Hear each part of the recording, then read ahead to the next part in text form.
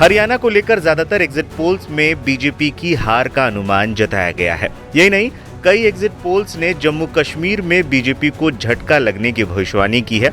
India today की सर्वे की ही बात करें तो उसमें कहा गया है कि जम्मू कश्मीर में बीजेपी को 27 से 32 सीटें ही मिलेंगी, जबकि नेशनल कॉन्फ्रेंस और कांग्रेस को 40 से 48 सीटें मिल सकती हैं। यदि यह आंकड़ा रहा तो फिर इंडिया अलायंस सरकार बनाने के करीब होगा। इसके अलावा पीपल्स पल्स और दैनिक भास्कर के सर्वे में भी जम्मू कश्मीर में इंडिया अलायंस के मुकाबले बीजेपी के पिछड़ने का अनुमान जाहिर किया गया है। वहीं बीजेपी ने इन एग्जिट पोल्स को खारिज कर दिया।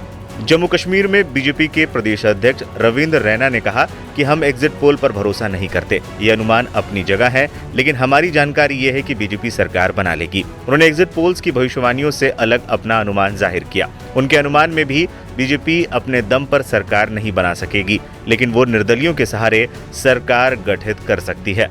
रविंद्र रैना ने कहा, हमारा भरोसा है कि बीजेपी को जम्मू कश्मीर में अकेले 35 सीटें मिल जाएंगी। इसके अलावा हमारे विचार से सहमति रखने वाले करीब 12 से 15 निर्दलीय चुनाव जीत सकते हैं। बीजेपी के एक अन्य नेता जफर इस्लाम ने भी कहा कि हम और हमारे सहयोगी मिलकर 47 सीटों पर आ सकते हैं।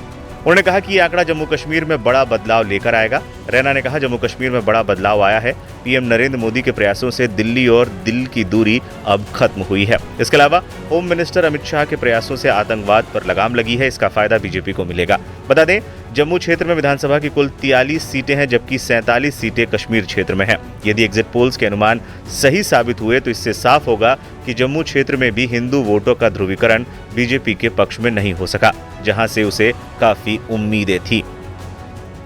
जम्मू कश्मीर में भारतीय जनता पार्टी ने विधानसभा चुनावों को जिस शानदार अंदाज में लड़ा है और जम्मू कश्मीर की जनता का जो जबरदस्त सपोर्ट भारतीय जनता पार्टी को मिली है, मुझे पूरा विश्वास है कि 8 अक्टूबर को जब जम्मू कश्मीर में वोटों की गिनती होगी तो शानदार जीत के साथ भारतीय जनता पार्टी जम्मू कश्मीर में सबसे बड़े राजनीतिक दल के तौर पर उभर कर आएगी और जम्मू कश्मीर में कुछ सहयोगी दलों के साथ और कुछ आजाद उम्मीदवारों के समर्थन से जम्मू कश्मीर में भारतीय जनता पार्टी की सरकार होगी।